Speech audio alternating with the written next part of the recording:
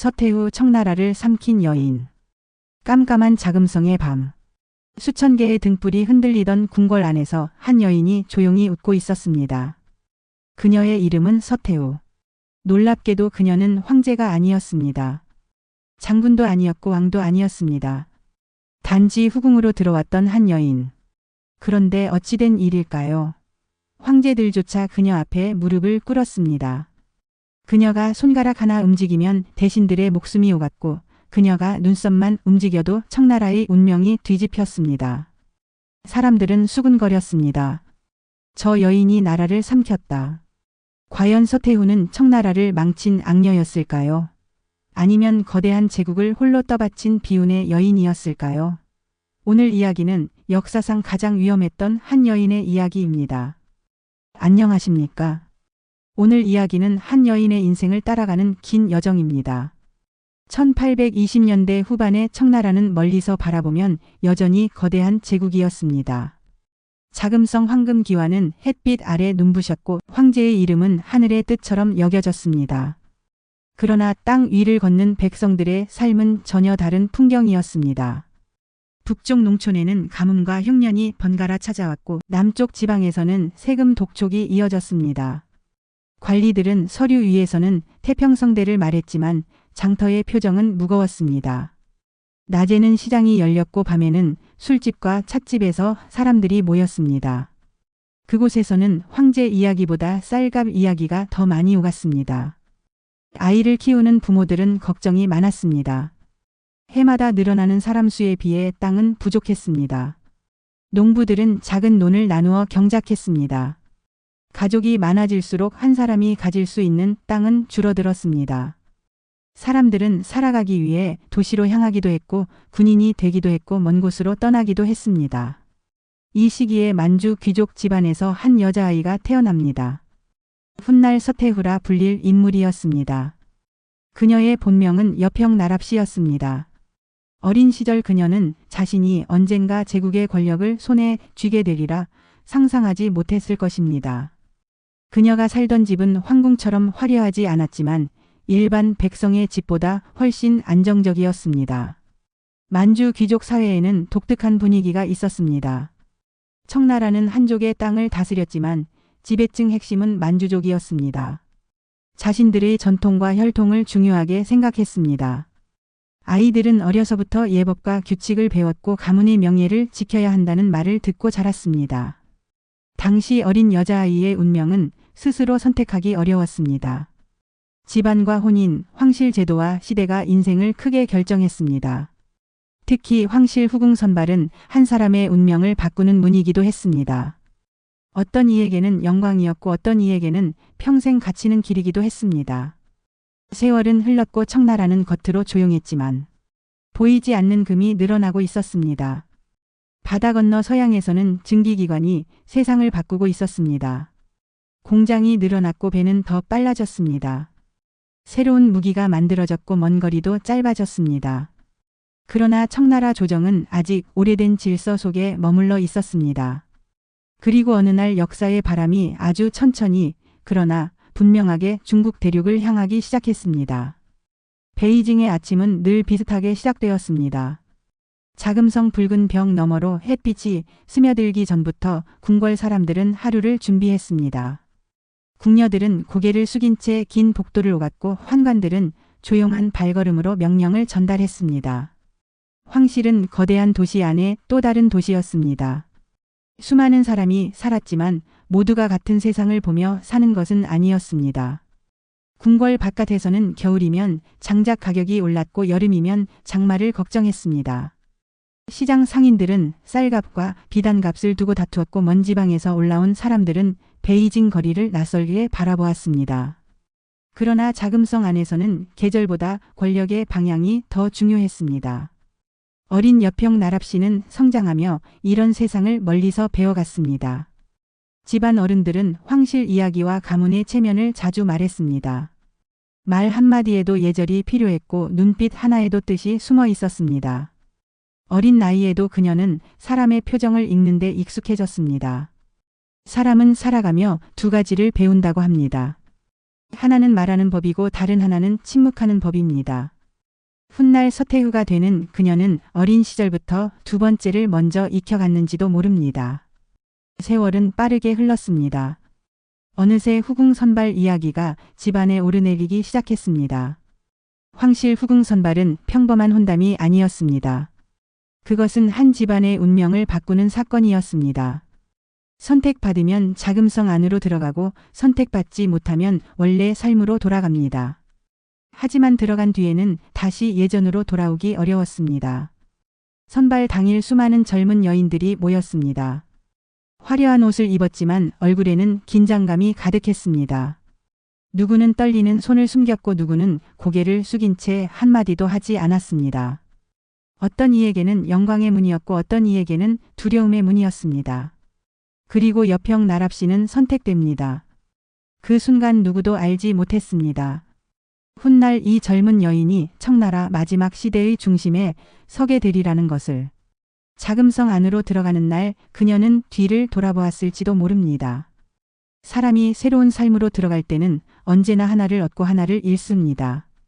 그녀는 황실이라는 거대한 세계를 얻었지만 평범한 인생은 그날 뒤편에 남겨두었을지 모릅니다.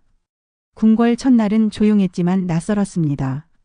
높은 담장과 끝없이 이어지는 전각들, 복잡한 규칙과 예절, 어디를 봐야 하는지조차 조심해야 하는 분위기.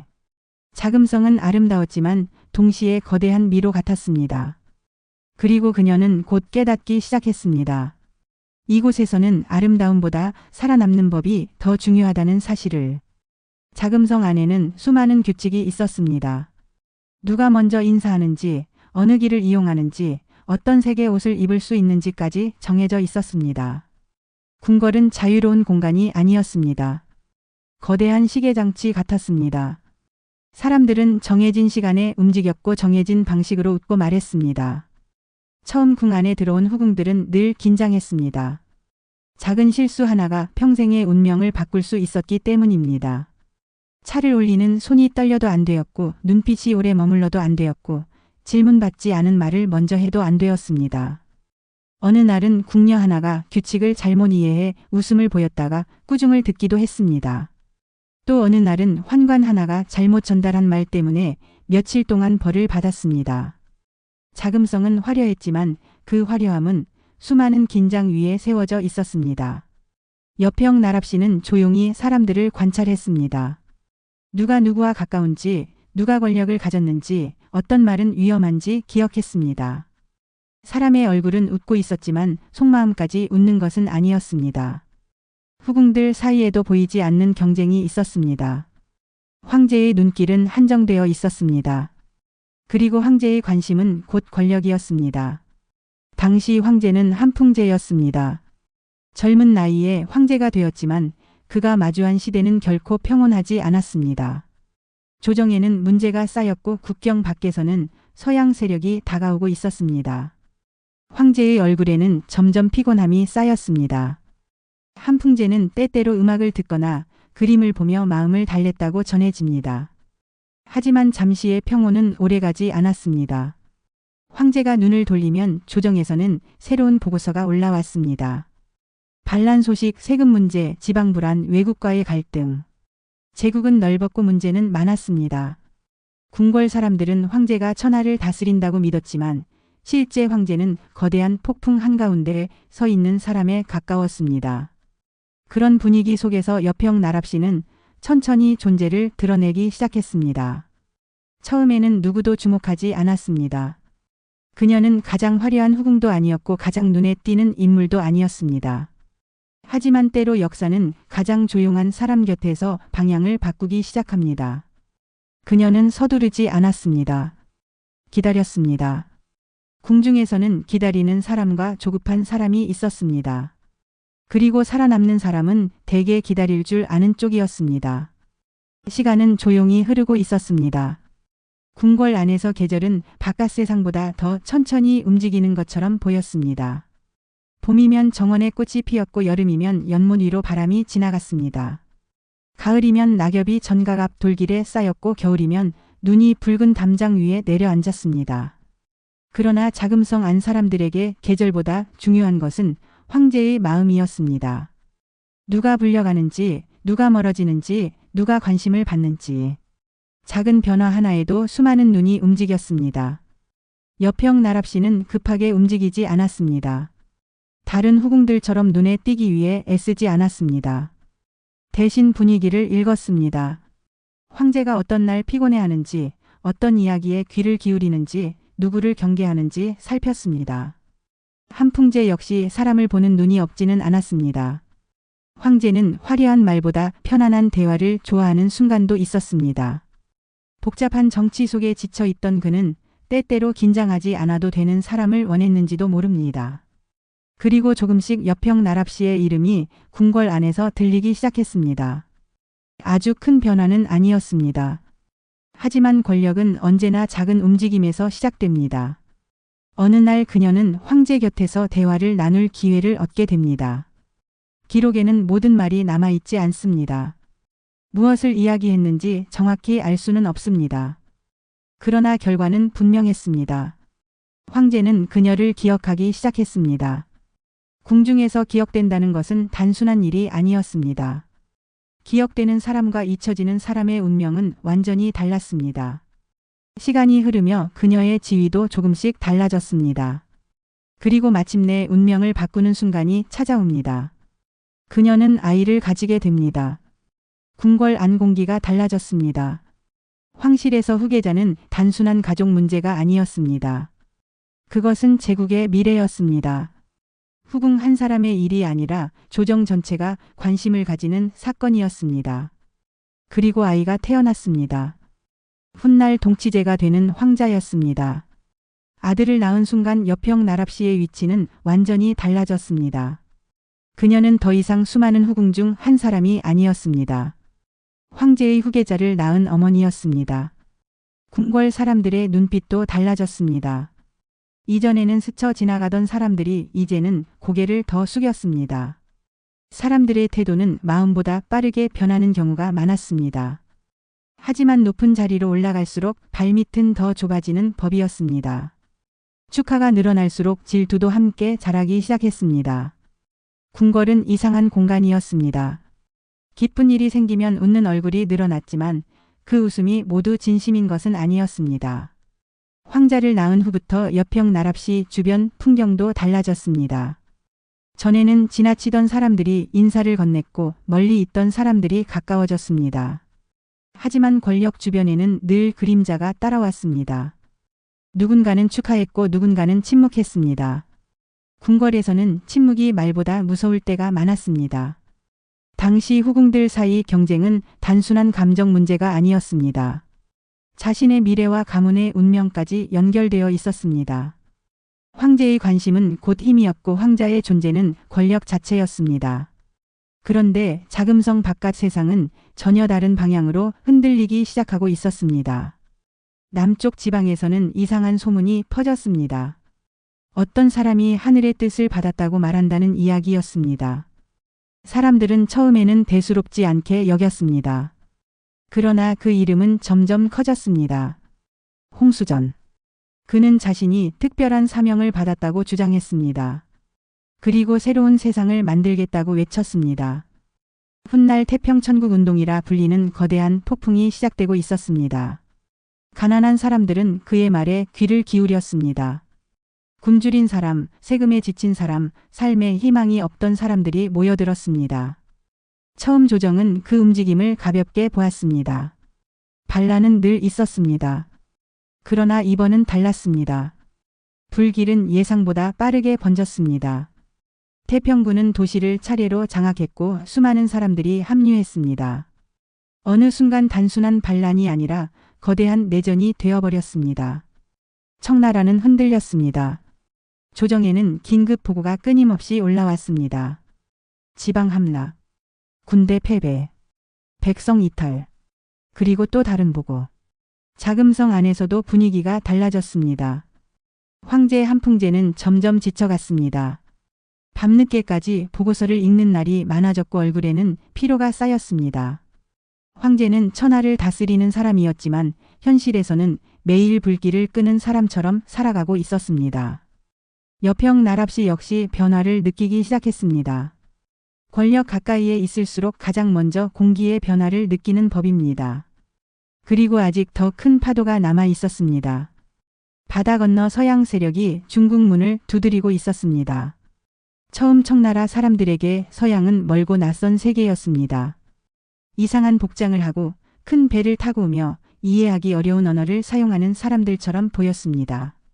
조정 대신들 가운데는 그들을 변방의 상인 정도로 여기는 사람도 있었습니다. 하지만 시대는 이미 바뀌고 있었습니다. 영국은 산업혁명 이후 엄청난 속도로 성장하고 있었습니다. 공장은 쉬지 않고 돌아갔고 철과 석탄이 세상을 움직였습니다. 증기기관은 시간을 줄였고 거대한 군함은 바다를 지배했습니다.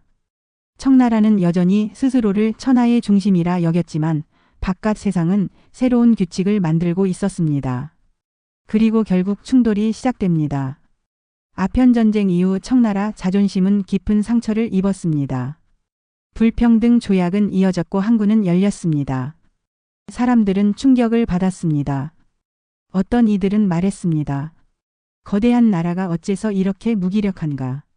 그러나 상처를 수습할 시간도 충분하지 않았습니다. 영국과 프랑스는 다시 움직였습니다. 긴장감은 높아졌고 전쟁의 그림자는 점점 베이징 가까이 다가왔습니다. 자금성 안에서도 불안이 퍼졌습니다. 관리들은 얼굴빛이 어두워졌고 궁궐 복도에서는 낮은 목소리가 오갔습니다. 누구는 싸워야 한다고 말했고 누구는 협상해야 한다고 말했습니다. 한풍제는 결정을 내려야 했습니다. 그러나 황제가 선택할 수 있는 길은 점점 좁아지고 있었습니다. 결국 황제는 열하로 향합니다. 수도 박피난이었습니다. 천하의 황제가 수도를 떠난다는 것은 단순한 이동이 아니었습니다. 사람들 마음속 질서 자체가 흔들리는 일이었습니다. 행렬은 길었습니다. 황실 사람들과 수행원들이 함께 움직였습니다. 먼지가 길 위를 덮었고 사람들의 얼굴에는 피로가 가득했습니다. 여평 나랍시도 그 길 위에 있었습니다. 궁궐 높은 담장 안에서 살던 사람들이 처음으로 제국의 흔들리는 모습을 가까이 보기 시작했습니다. 열하의 공기는 베이징과 달랐습니다. 황제는 그곳에서 점점 쇠약해졌습니다. 병은 깊어졌고 얼굴은 수척해졌습니다. 조정 대신들은 불안해졌습니다. 사람들은 한 가지 질문을 하기 시작했습니다. 만약 황제가 세상을 떠난다면 그 다음은 어떻게 되는가? 열하의 하늘은 이상하리만큼 조용했습니다. 계절은 흘렀지만 황실 사람들 얼굴에서는 시간이 멈춘 것 같았습니다. 의원들은 드나들었고 양 냄새가 방 안을 채웠습니다. 한풍제 곁에서는 낮은 목소리들이 오갔습니다. 그러나 누구도 확신 있는 말을 하지 못했습니다. 황제가 약해질수록 궁궐 안 분위기는 더욱 팽팽해졌습니다. 왜냐하면 황제가 병들면 권력은 빈자리를 만들기 때문입니다. 그리고 권력의 빈자리에는 언제나 사람이 몰려듭니다. 한풍제는 자신의 어린 아들을 걱정했습니다. 아직 너무 어렸습니다. 천하를 다스리기에는 작은 아이였습니다. 황제는 몇몇 대신들에게 미래를 맡기려 했습니다. 아이를 보좌하라는 뜻이었습니다. 하지만 역사에서 문제는 늘 여기서 시작됩니다. 누가 누구를 보좌하는가? 누가 진짜 권력을 가지는가? 황제가 세상을 떠난 뒤 열하의 공기는 더 무거워졌습니다. 1861년 한풍제가 눈을 감았습니다. 황실 안에서는 곡소리가 울렸고 검은 상복이 보이기 시작했습니다. 그러나 슬픔만 있었던 것은 아니었습니다. 어떤 사람들은 울었고 어떤 사람들은 계산했습니다. 어떤 사람들은 고개를 숙였고 어떤 사람들은 다음 시대를 바라봤습니다. 어린 황자가 황제 자리에 올랐습니다. 훗날 동치제라 불리는 아이였습니다. 그러나 모두 알고 있었습니다. 어린 황제가 나라를 다스릴 수는 없다는 사실을. 그 순간부터 자금성 안에는 보이지 않는 싸움이 시작되었습니다. 누군가는 섭정을 말했고 누군가는 대신들의 권한을 말했습니다. 여평 나랍시는 조용했습니다. 하지만 조용하다고 움직이지 않는 것은 아니었습니다. 그녀는 사람들을 살폈습니다. 누가 누구 편인지, 누가 욕심을 숨기고 있는지, 누가 두려워하는지. 궁궐에서 가장 무서운 사람은 큰 소리를 내는 사람이 아니라 조용히 생각하는 사람이었습니다. 그리고 그녀는 혼자가 아니었습니다. 황후 자한테우와 손을 잡았습니다. 두 사람은 서로 완전히 같은 사람은 아니었습니다. 성격도 달랐고 방식도 달랐습니다. 하지만 지금은 공통점이 하나 있었습니다. 어린 황제를 지켜야 한다는 것. 그리고 권력을 다른 사람에게 넘길 수 없다는 것. 마침내 움직임이 시작됩니다. 훗날 신유정변이라 불리는 사건이 다가오고 있었습니다. 자금성의 긴 복도는 여전히 조용했습니다. 그러나 겉으로 보이는 침묵과 달리 안에서는 거센 물살이 흐르고 있었습니다. 황제가 세상을 떠난 뒤 대신들은 움직이기 시작했습니다. 누구는 권한을 넓히려 했고 누구는 다음 시대 중심에 서려 했습니다. 당시 권력을 잡고 있던 대신들 가운데는 자신들이 어린 황제를 대신해 나라를 이끌 수 있다고 생각한 사람들도 있었습니다. 황제 유언이라는 이름 아래 권한을 가지려 했습니다. 하지만 여평 나랍씨는 그 흐름을 그대로 지켜보지 않았습니다. 그녀는 이미 궁궐에서 오래 살아남은 사람이었습니다. 사람 얼굴과 말보다 눈빛과 침묵을 더 믿게 된 사람이었습니다. 그녀는 자한테후와 함께 움직였습니다. 두 사람은 황실 인장과 명분을 확보했습니다. 그리고 신뢰할 수 있는 세력을 하나씩 모았습니다. 권력은 군사력만으로 얻는 것이 아니었습니다. 명분과 상징도 중요했습니다. 그리고 마침내 순간이 찾아왔습니다. 1861년 가을. 정변이 시작되었습니다. 사람들이 예상한 피비린내 나는 전쟁은 아니었습니다. 칼보다 문서가 움직였고 군대보다 명령이 먼저 움직였습니다. 권력은 때때로 전쟁터보다 조용한 방 안에서 결정됩니다. 대신들은 차례로 체포되었습니다. 누군가는 유배되었고 누군가는 목숨을 잃었습니다. 순식간이었습니다. 전날까지 권력을 가졌던 사람들이 하루아침에 몰락했습니다.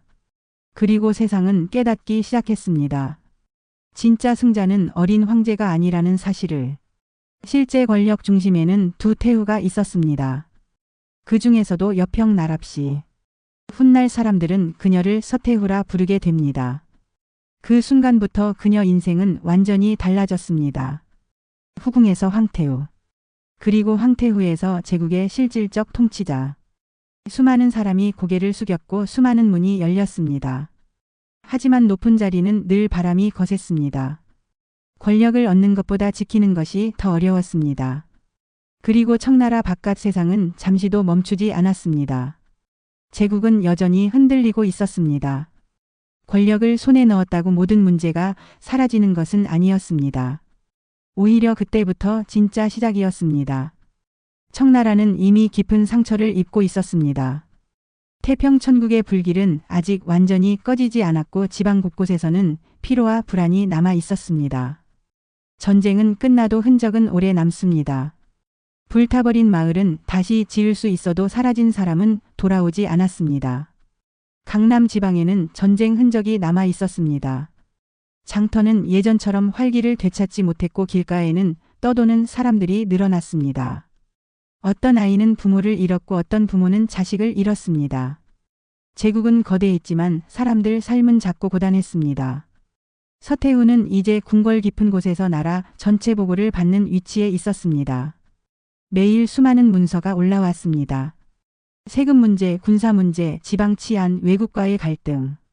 권력이란 화려한 의자에 앉는 일이 아니라 끝없는 문제를 받아드는 일이기도 했습니다. 이 무렵 새로운 인물들이 조정 중심으로 떠오르기 시작했습니다. 증국본, 이홍장, 좌종당. 이들은 단순한 관리가 아니었습니다. 무너지는 나라를 다시 세워야 하는 사람들이었습니다. 특히 증국본은 태평천국 진압 과정에서 강한 영향력을 얻었습니다. 그리고 이홍장은 훗날 청나라 운명과 깊이 연결되는 인물이 됩니다. 그들은 생각했습니다. 더 이상 예전 방식만으로는 안 된다고. 세상은 변했고 청나라도 바뀌어야 한다고. 그래서 시작된 것이 양무운동이었습니다. 서양 기술을 받아들이자는 움직임이었습니다. 신식 무기를 만들고 군대를 바꾸고 공장을 세우자는 시도였습니다. 처음에는 반대도 많았습니다. 어떤 사람들은 말했습니다. 왜 오랑캐 기술을 배우느냐. 그러나 현실은 냉정했습니다. 이미 서양 군함은 중국 바다를 드나들고 있었습니다. 이제 선택은 자존심이 아니라 생존 문제였습니다. 서태후 역시 변화를 완전히 막지는 않았습니다. 그녀는 조심스러웠지만 필요하면 움직였습니다. 다만 그녀가 원한 변화는 천천히 움직이는 변화였습니다. 하지만 시대는 점점 더 빠르게 달리고 있었습니다. 시간이 흐르며 어린 동치제도 조금씩 성장했습니다. 황제는 자라나고 있었고 궁궐 사람들도 변화를 느끼기 시작했습니다. 아이였던 황제가 이제는 스스로 생각하고 질문하는 나이가 되어가고 있었습니다. 궁궐에서는 미묘한 긴장감이 흐르기 시작했습니다. 왜냐하면 어린 황제가 성장한다는 것은 곧 권력 구조가 흔들릴 수 있다는 뜻이었기 때문입니다. 조정 대신들 가운데는 황제가 친정을 해야 한다는 목소리를 내는 사람도 있었습니다. 황제가 나라를 직접 다스려야 한다. 원칙으로 보면 맞는 말이었습니다. 하지만 현실은 단순하지 않았습니다. 오랫동안 권력은 이미 다른 방식으로 움직이고 있었습니다. 서태후는 공식적으로는 뒤에서 보자 하는 위치였지만 실제 영향력은 매우 컸습니다. 매일 보고가 올라왔고 중요한 결정은 그녀를 거쳐갔습니다. 그리고 사람들도 알고 있었습니다. 왕좌 위에는 황제가 있었지만 권력 중심은 다른 곳에 있다는 사실을. 동치제 역시 그것을 느끼기 시작했습니다. 사람은 어린 시절에는 세상을 그대로 믿습니다. 하지만 자라며 이상한 점을 보기 시작합니다. 왜 어떤 사람은 자신보다 더 큰 힘을 가지는가? 왜 자신이 황제인데 모든 일이 스스로 결정되지 않는가? 궁궐 깊은 곳에서 황제는 천천히 성장하고 있었습니다. 그러나 성장은 늘 자유를 의미하지는 않았습니다. 황실에서는 혼인 이야기도 나오기 시작했습니다. 황제가 장성하면 황후를 맞이해야 했습니다. 그리고 이 문제에서도 권력은 조용히 움직였습니다. 누가 황후가 되는가? 어떤 가문과 연결되는가? 궁중 사람들은 모두 알고 있었습니다. 혼인은 사랑보다 정치에 가까웠습니다. 동치제는 점점 자신의 뜻을 가지기 시작했지만 그 뜻이 모두 이루어지는 것은 아니었습니다. 그리고 시간이 흐르면서 황제와 서태후 사이에는 설명하기 어려운 거리감도 생기기 시작했습니다. 겉으로는 평온했습니다. 하지만 궁궐에서는 평온이 오래 지속될수록 오히려 사람들이 불안해하기도 했습니다. 조용할수록 더 많은 생각이 움직이는 법이었습니다. 시간은 누구도 기다려주지 않았습니다. 궁궐 안 사람들은 매일 같은 복도를 걷고 같은 예법을 반복했지만 세월은 조금씩 사람 얼굴을 바꾸고 있었습니다.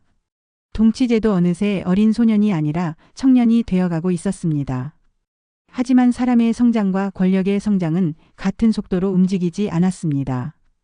황제는 성장했지만 자유는 생각보다 작았습니다. 궁궐 안에는 수많은 규칙이 있었고 보이지 않는 시선이 있었습니다. 황제라는 이름은 세상에서 가장 높은 자리였지만 동시에 가장 많은 눈이 지켜보는 자리이기도 했습니다. 동치제는 때때로 답답함을 느꼈다는 이야기가 전해집니다. 그는 궁궐 높은 담장 밖 세상을 궁금해했습니다. 사람들 웃음소리, 거리 풍경, 평범한 산후. 그러나 황제는 마음대로 걸을 수 있는 사람이 아니었습니다. 한 걸음 움직여도 기록되었고 한마디를 해도 해석되었습니다. 그리고 세월이 흐르던 어느 날 황제 건강에 이상이 생겼습니다. 처음에는 대수롭지 않게 여겨졌습니다. 하지만 시간이 지나며 분위기가 달라졌습니다. 의원들이 자주 드나들었고 얼굴에는 긴장감이 보였습니다. 궁궐은 다시 조용해졌습니다. 너무 조용했습니다. 사람들은 알고 있었습니다. 궁궐이 지나치게 조용해질 때는 좋은 일이 아닐 가능성이 크다는 것을. 그리고 결국 소식이 전해졌습니다. 동치제가 병세를 이기지 못했습니다. 황제는 젊었습니다. 너무 젊었습니다. 황실은 충격에 빠졌습니다. 백성들도 놀랐습니다. 하지만 자금성 안에서 가장 먼저 움직인 것은 슬픔이 아니었습니다. 질문이었습니다. 이제 다음 황제는 누구인가? 황제가 후계자를 남기지 못했다는 사실은 또 다른 거대한 문제를 만들었습니다. 궁궐 공기는 다시 무거워졌습니다. 사람들은 서로 눈빛을 살폈습니다. 그리고 다시 한번 모두의 시선은 한 사람에게 향했습니다. 서태후였습니다. 과거 한풍제가 세상을 떠났을 때도 그녀는 움직였습니다. 이번에도 마찬가지였습니다. 그녀는 결정을 내렸습니다. 어린아이 한 명이 황실 중심으로 불려오게 됩니다. 그 아이 이름은 제첨이었습니다. 훗날 광서제가 되는 인물이었습니다. 궁궐은 다시 분주해졌습니다. 황제가 세상을 떠난 뒤 자금성은 늘 비슷한 풍경을 보여주었습니다. 검은 상복과 낮은 목소리, 복도 끝에서 급히 움직이는 발걸음들. 그러나 슬픔만으로는 제국이 움직이지 않았습니다. 왕조는 계속되어야 했습니다. 새로운 황제가 필요했습니다. 제첨은 아직 너무 어렸습니다.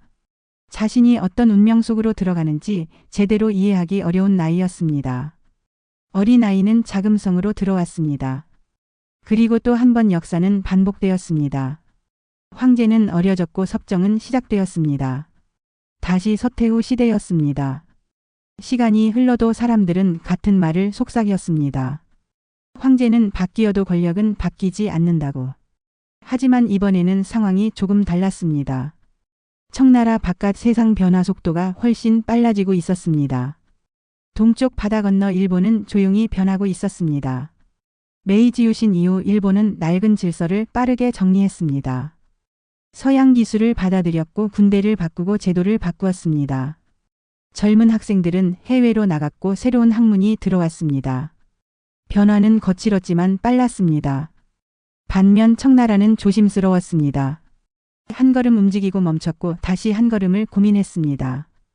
양무운동은 진행 중이었지만 변화 속도는 시대보다 느렸습니다. 조정 안에서도 의견은 갈렸습니다.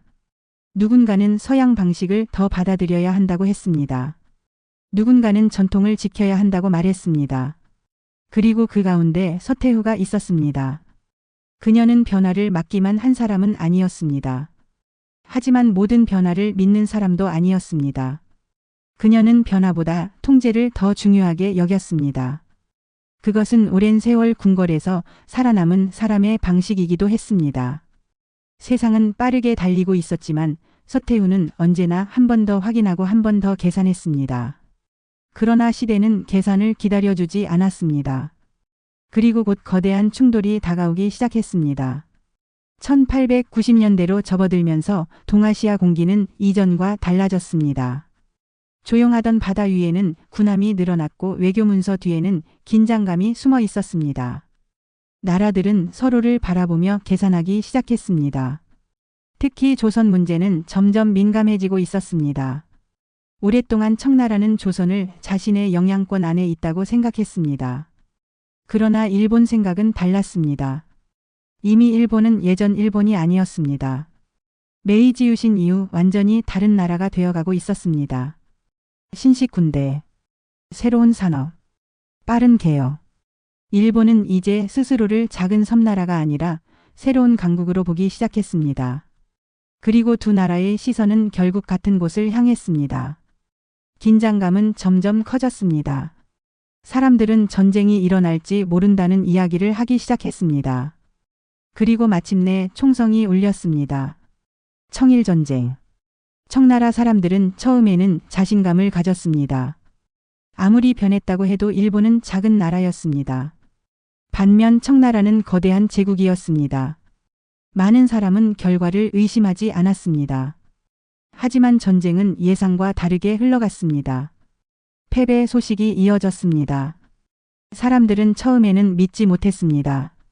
한 번쯤은 실수일 거라 생각했습니다. 그러나 두 번째 소식이 왔고 세 번째 소식도 이어졌습니다. 붕양함대도 큰 타격을 입었습니다. 수많은 사람이 충격을 받았습니다. 청나라는 단순히 전쟁에서 진 것이 아니었습니다. 오랫동안 믿어온 세계가 무너졌습니다. 거대한 제국이라는 믿음, 스스로 중심이라는 확신, 그 모든 것이 흔들렸습니다. 자금성 안 분위기도 달라졌습니다. 조정 대신들 얼굴에는 불안이 가득했습니다. 누군가는 책임을 찾았고 누군가는 침묵했습니다. 그리고 젊은 광서제는 이 충격을 누구보다 크게 받아들였습니다. 그는 생각했습니다. 이대로는 안 된다. 정말 바뀌어야 한다. 아니면 청나라는 사라질지도 모른다고. 광서제는 젊었습니다. 젊은 사람은 오래된 벽을 볼 때 때로 그것을 부수고 싶어 합니다. 특히 나라가 흔들리는 모습을 직접 본 사람이라면 더욱 그랬습니다. 청일전쟁 패배 이후 그는 밤늦게까지 보고서를 읽었습니다. 외국 상황을 살폈고 새로운 사상을 접했습니다. 세계는 변하고 있었고 중국만 멈춰 있는 것처럼 보였습니다. 그 무렵 새로운 인물들이 황제 주변으로 모여들기 시작했습니다. 강유희, 양계초, 젊은 개혁가들이었습니다. 그들은 말했습니다. 문제를 조금 고치는 것으로는 부족합니다.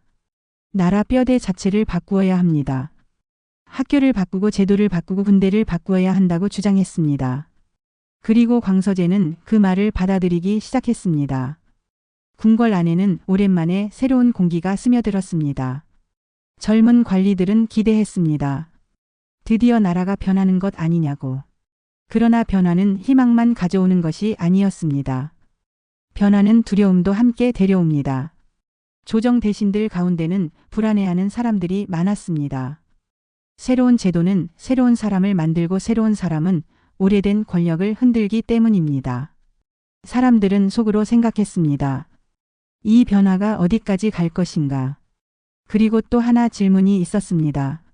서태후는 어떻게 생각하는가? 그녀는 겉으로는 조용했습니다. 하지만 궁궐 안 사람들은 알고 있었습니다. 서태후 침묵은 무관심이 아니라는 사실을. 광서제는 명령을 내리기 시작했습니다. 학교 개혁, 행정 개편, 군제 정비, 새로운 제도. 궁궐 안 문서가 쉴 새 없이 움직였습니다. 훗날 사람들은 이것을 변법자강 운동이라고 부르게 됩니다. 그러나 시간은 너무 빨랐습니다. 변화는 거셌고 저항도 거셌습니다. 오랫동안 권력을 가진 사람들은 두려워했습니다. 세상이 바뀌면 자신의 자리도 흔들릴 수 있었기 때문입니다. 그리고 자금성 안 공기는 다시 차가워지기 시작했습니다. 궁궐은 넓었지만 소문은 언제나 빨랐습니다. 긴 복도를 따라 지나가는 발걸음보다 이야기가 먼저 도착했습니다. 누구는 황제가 너무 급하다고 말했고 누구는 이제야 나라가 살아날 희망이 생겼다고 말했습니다. 사람들 표정은 서로 달랐습니다. 젊은 관리들은 기대했습니다. 하지만 오래된 대신들은 불안해했습니다. 세상이 바뀌면 가장 먼저 흔들리는 것은 늘 익숙한 자리였습니다. 광서제는 시간을 아끼려 했습니다. 그는 너무 늦었다고 생각했습니다. 한 장의 명령문이 나오고 또 다른 문서가 이어졌습니다. 변화는 빠르게 진행되었습니다. 그러나 어떤 속도는 희망보다 두려움을 더 빨리 키웁니다. 조정 안에서는 서태후 이야기가 조용히 돌기 시작했습니다. 언제 움직일 것인가? 아니면 정말 움직이지 않을 것인가?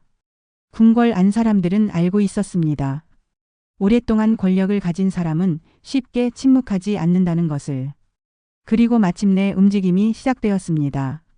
서태후는 상황을 정리하기 시작했습니다. 그녀는 겉으로 큰 소리를 내지 않았습니다. 하지만 사람들은 하나둘 자리를 바꾸기 시작했습니다. 누군가는 불려갔고 누군가는 사라졌습니다. 그리고 어느 날 모든 것이 뒤집혔습니다.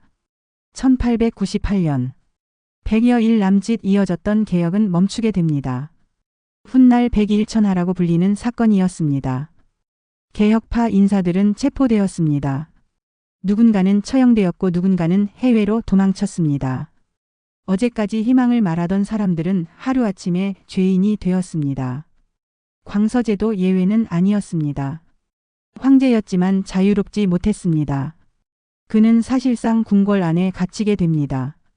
높은 담장과 붉은 벽 안에서 살아있는 그림자처럼 지내게 되었습니다. 사람들은 다시 속삭였습니다. 황제는 왕좌에 있지만 권력은 다른 곳에 있다고. 그리고 권력은 다시 서태후 손으로 돌아왔습니다. 그러나 나라 바깥 세상은 기다려주지 않았습니다. 청나라를 향한 더 큰 폭풍이 이미 다가오고 있었습니다. 19세기 끝 무렵 중국 땅은 지쳐 있었습니다. 전쟁이 지나간 자리에는 가난이 남았고 개혁이 실패한 자리에는 허무함이 남았습니다. 사람들은 먹고 살기 힘들었고 세금 부담은 여전했습니다. 농촌 풍경도 달라졌습니다. 들판은 여전히 넓었지만 사람들 얼굴에는 여유가 줄었습니다. 비가 오지 않으면 흉년을 걱정했고 비가 너무 많이 와도 걱정했습니다. 농민들은 땅을 바라보며 한숨을 쉬었습니다. 거기에 외국 세력까지 늘어나고 있었습니다. 선교사가 들어왔고 외국 상인도 늘어났습니다. 사람들 마음속에는 불안과 분노가 함께 쌓였습니다. 그리고 어느 순간 그 감정은 하나의 이름 아래 모이기 시작했습니다. 의화단. 처음에는 작은 움직임이었습니다. 하지만 사람들은 빠르게 모였습니다. 그들은 외세를 몰아내야 한다고 외쳤습니다. 나라를 지켜야 한다고 말했습니다. 거리에는 구호가 퍼졌고 사람들 분노는 점점 커졌습니다. 처음 서태후는 그들을 경계했습니다. 궁궐 안에서는 의견이 갈렸습니다. 저들을 막아야 한다. 아니다, 이용해야 한다. 생각은 달랐습니다. 그리고 시간이 흐르며 서태후 판단도 조금씩 달라졌습니다. 어쩌면 저 힘을 이용해 외국 세력을 견제할 수 있다고 생각한 것입니다. 하지만 세상에는 통제할 수 있는 불과 통제할 수 없는 불이 있습니다. 의화단은 점점 커졌습니다. 그리고 결국 베이징 분위기까지 바꾸어 놓았습니다. 거리에서는 긴장감이 감돌았습니다. 사람들은 문을 일찍 닫았고 외국인들은 불안을 느끼기 시작했습니다. 그리고 마침내 세계가 움직였습니다. 영국, 프랑스, 독일, 러시아, 일본. 여러 나라가 군대를 모았습니다. 훗날 8개국 연합군이라 불리는 군대였습니다. 그들은 베이징을 향해 움직이기 시작했습니다. 처음 소식이 전해졌을 때 사람들은 설마했습니다. 거대한 청나라 수도를 향해 여러 나라 군대가 동시에 온다는 것은 쉽게 믿기 어려운 이야기였습니다. 하지만 시간이 흐르며 소문은 보고가 되었고 보고는 현실이 되었습니다. 자금성 안 공기는 무겁게 가라앉았습니다. 궁녀들은 낮은 목소리로 이야기했고 환관들은 급히 복도를 오갔습니다. 조정 대신들 얼굴에서는 여유가 사라졌습니다. 누군가는 끝까지 싸워야 한다고 했고 누군가는 피해야 한다고 했습니다. 그러나 선택할 수 있는 시간은 많지 않았습니다. 연합군은 계속 다가왔습니다. 멀리서 들리는 포성은 사람들 마음까지 흔들었습니다. 그리고 결국 결정이 내려졌습니다. 떠나야 했습니다. 황실은 급히 준비하기 시작했습니다. 화려한 의복보다 이동이 중요해졌습니다. 자금성은 수백 년 동안 제국 중심이었습니다. 그러나 이제 그 중심이 움직이기 시작했습니다. 서태후 역시 떠날 준비를 했습니다. 그녀 곁에는 광서제가 있었습니다. 과거 천하를 다스린 황실 행렬은 이번에는 피난길 행렬이 되었습니다. 사람들은 평범한 옷으로 갈아입었다고 전해집니다. 황실 체면보다 생존이 중요해진 순간이었습니다. 행렬은 서쪽을 향했습니다. 길 위에는 먼지가 날렸고 사람들 얼굴에는 피로가 가득했습니다. 누군가는 지쳐 걸었고 누군가는 침묵했습니다. 궁궐 안에서 평생 살아온 사람들에게 바깥 세상은 낯설었습니다. 그리고 서태후는 그 길 위에서 이전과 다른 중국을 보았을지도 모릅니다. 굶주린 사람들, 무너진 집들, 황폐해진 거리. 어쩌면 그때 처음으로 제국 바깥 현실을 가까이 보았을지도 모릅니다. 그녀는 무슨 생각을 했을까요? 어디서부터 잘못되었는가? 혹은 아직 늦지 않았다고 생각했을까요? 그러나 시간은 생각보다 빠르게 흘러가고 있었습니다. 피난길은 길고 지쳤습니다. 황실 사람들은 이전과 다른 삶을 경험해야 했습니다. 자금성 안에서는 수많은 사람이 준비해주던 일들이 밖에서는 쉽지 않았습니다. 날씨도 길도 마음대로 할 수 없었습니다. 과거에는 황제 명령 하나면 길이 열렸습니다. 그러나 지금은 아니었습니다. 사람들은 처음으로 제국이 얼마나 약해졌는지 체감하기 시작했습니다. 시간이 지나며 협상이 진행되었습니다. 결국 청나라는 외국 세력과 합의해야 했습니다. 그리고 대가도 컸습니다. 막대한 배상금, 깊어진 상처, 무너진 자존심. 사람들 얼굴에는 피로가 쌓였습니다. 하지만 세상은 이상합니다. 가장 크게 흔들릴 때 사람은 때로 가장 크게 바뀌기도 합니다. 서태후 역시 조금씩 달라졌다는 이야기가 있습니다. 그녀는 다시 베이징으로 돌아왔습니다. 돌아온 자금성은 예전 자금성과 같지 않았습니다. 벽은 그대로였지만 시대는 달라졌습니다. 그녀는 말년에 새로운 움직임을 허락하기 시작했습니다. 신식학교, 제도 개혁, 군대 정비. 변화는 느렸지만 시작되기는 했습니다. 예전이라면 망설였을 일들이 움직이기 시작했습니다. 그러나 문제는 시간이었습니다. 변화는 너무 늦었습니다. 세상은 이미 멀리 가고 있었습니다. 그리고 자금성 안에는 또 하나의 침묵이 남아 있었습니다. 광서제. 한때 나라를 바꾸려 했던 황제. 하지만 그는 여전히 자유롭지 않았습니다. 궁궐 안에서 살아가는 시간이 길어질수록 사람들 기억 속 황제 존재는 점점 희미해졌습니다. 왕자는 있었지만 권력은 없었습니다. 그리고 늦은 가을 어느 날, 자금성 안 공기가 다시 이상해지기 시작했습니다. 궁궐 사람들은 오랜 세월 동안 이상한 감각을 배우게 됩니다. 큰일은 언제나 조용히 다가온다는 것을. 복도는 평소처럼 조용했고 전각문도 평소처럼 열리고 닫혔습니다. 하지만 사람들 표정에는 설명하기 어려운 긴장감이 떠돌았습니다. 말보다 눈빛이 먼저 움직였습니다. 환관들은 낮은 목소리로 이야기를 나누었고 궁녀들도 서로 얼굴을 살폈습니다. 무언가가 다가오고 있었습니다. 1908년 광서제의 건강이 급격히 나빠졌다는 이야기가 퍼졌습니다. 궁안 의원들이 드나들었고 사람들 얼굴은 굳어졌습니다. 그리고 어느 날 광서제가 세상을 떠났습니다. 사람들은 충격을 받았습니다. 물론 황제의 건강이 좋지 않았다는 말은 있었지만 시기가 너무 묘했습니다. 왜냐하면 그 다음 날 서태후 역시 세상을 떠났기 때문입니다. 하루 차이였습니다. 궁궐 안에서는 누구도 함부로 말하지 못했습니다. 그러나 사람들 마음속에는 질문이 남았습니다. 우연이었을까?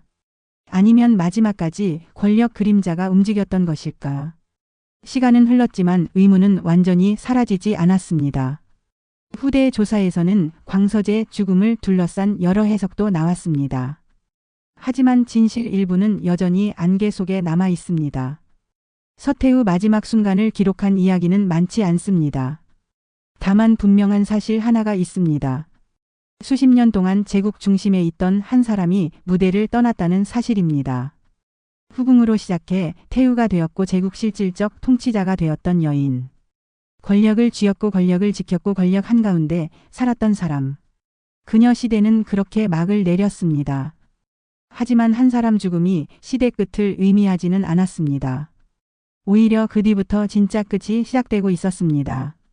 서태후가 세상을 떠난 뒤 자금성은 이상할 만큼 조용해졌습니다. 오랫동안 한 사람 중심으로 움직이던 공간은 중심이 사라지자 낯설게 느껴졌습니다. 그러나 세상은 기다려주지 않았습니다. 청나라는 이미 오래전부터 균열이 생기고 있었습니다. 지방에서는 불만이 쌓였고 새로운 사상이 퍼지고 있었습니다. 젊은 사람들은 변화를 말했습니다. 더 이상 예전 방식으로는 안 된다고. 황제 한 사람이 천하를 다스리는 시대가 끝나가고 있다고. 그리고 마침내 1911년 신의 혁명이 일어납니다. 혁명 물결은 빠르게 퍼졌습니다. 지방 도시들이 움직였고 군대도 흔들렸습니다. 오랫동안 이어졌던 질서가 무너지기 시작했습니다. 그리고 사람들은 깨닫게 됩니다. 수백 년 이어진 청나라 시대가 끝나고 있다는 사실을. 자금성 안에도 변화는 들어왔습니다. 황실 사람들은 믿기 어려웠습니다. 너무 오랫동안 제국은 영원할 것이라 생각했기 때문입니다. 하지만 세상에는 영원한 것이 없었습니다. 황제 시대도 예외는 아니었습니다. 결국 청나라는 역사 속으로 사라집니다. 그리고 아주 오랜 시간이 흘렀습니다. 사람들은 다시 서태후 이야기를 꺼내기 시작했습니다. 그녀는 악녀였을까?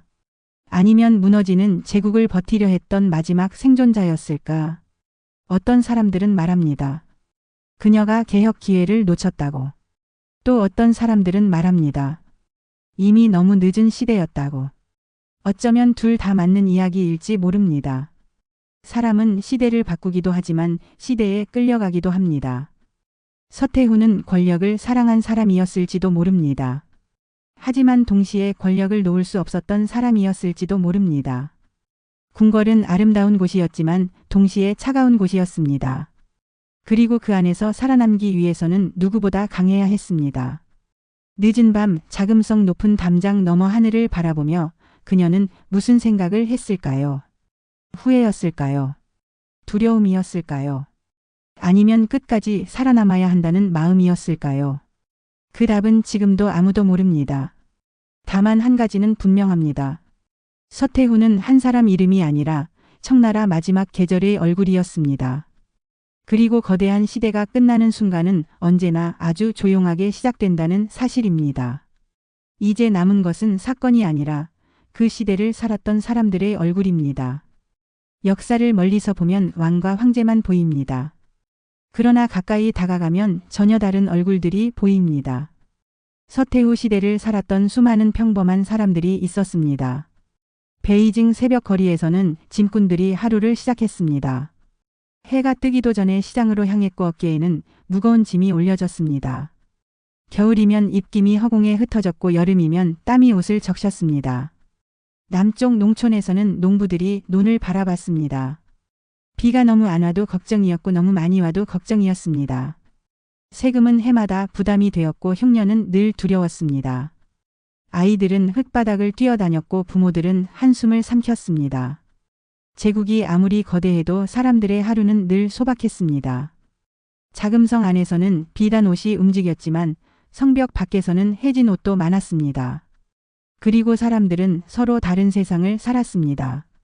어떤 날 자금성에서는 연회가 열렸고 어떤 마을에서는 굶주림이 이어졌습니다. 서태후는 제국 중심에 있었습니다. 하지만 제국은 자금성 안에만 있는 것이 아니었습니다. 거대한 나라는 수많은 평범한 사람 삶 위에 서 있었습니다. 역사가 어려운 이유는 여기 있습니다. 누군가를 한 줄로 평가하기 어렵기 때문입니다. 서태후는 냉혹한 권력가였을 수도 있습니다. 동시에 혼란 속에서 버티던 생존자였을 수도 있습니다. 그리고 그녀 삶에는 늘 같은 질문이 따라다녔습니다. 권력을 잡았기 때문에 그렇게 된 것인가? 아니면 그런 시대였기 때문에 권력을 놓지 못한 것인가? 시간은 흐르고 사람은 떠나지만 질문은 오래 남습니다. 그래서 역사는 사건보다 사람 마음을 더 오래 붙잡는지도 모릅니다. 자금성 안에서 살아간 사람들은 무엇을 먹고 어떻게 하루를 보냈을까요? 황실 새벽은 생각보다 일찍 시작되었습니다. 해가 떠오르기 전부터 궁녀들은 움직였습니다. 긴 복도는 아직 어두웠고 작은 등불들이 흔들렸습니다. 누군가는 차를 준비했고 누군가는 의복을 정리했습니다. 궁녀 삶은 화려하지 않았습니다. 많은 사람은 궁궐을 화려한 세상으로 생각하지만 실제 생활은 엄격한 규칙 연속이었습니다. 정해진 시간, 정해진 예절, 정해진 침묵. 실수는 허락되지 않았습니다. 웃는 순간도 조심해야 했고 말하는 순서도 중요했습니다. 자금성은 하나 작은 도시 같았습니다. 수많은 전가, 끝없이 이어지는 담장, 그리고 수천 명 사람들, 환관들도 있었습니다. 그들은 황실 명령을 전달했고 궁궐 움직임을 가장 먼저 느끼는 사람들이었습니다. 누가 권력을 얻는지, 누가 멀어지는지. 궁궐 공기는 그들이 먼저 읽었습니다. 서태후 역시 그런 세계 속에서 살아남았습니다. 사람들은 그녀 강한 모습만 기억하지만 궁궐은 강한 사람도 긴장하게 만드는 곳이었습니다. 권력은 얻으면 끝나는 것이 아니라 매일 지켜야 하는 것이었습니다. 하루가 지나고 또 하루가 지났습니다. 계절은 여러 번 바뀌었습니다. 하지만 자금성 붉은 벽은 그대로 남았습니다. 그리고 그 벽 안에서는 수많은 사람이 웃고 울고 사라졌습니다. 역사는 왕 이야기 같지만 사실은 그 안에서 살아간 사람들 이야기이기도 합니다. 그리고 자금성 붉은 담장은 여전히 남아 있습니다. 사람은 떠났고, 제국은 사라졌고, 시대는 지나갔습니다. 하지만 질문은 아직 남아 있습니다. 서태후는 악녀였을까? 생존자였을까? 아니면 무너지는 시대의 마지막 수호자였을까? 정답은 쉽게 말하기 어렵습니다. 다만 한 가지는 분명합니다. 서태후는 한 사람 이름이 아니라 청나라 마지막 계절의 얼굴이었습니다. 감사합니다.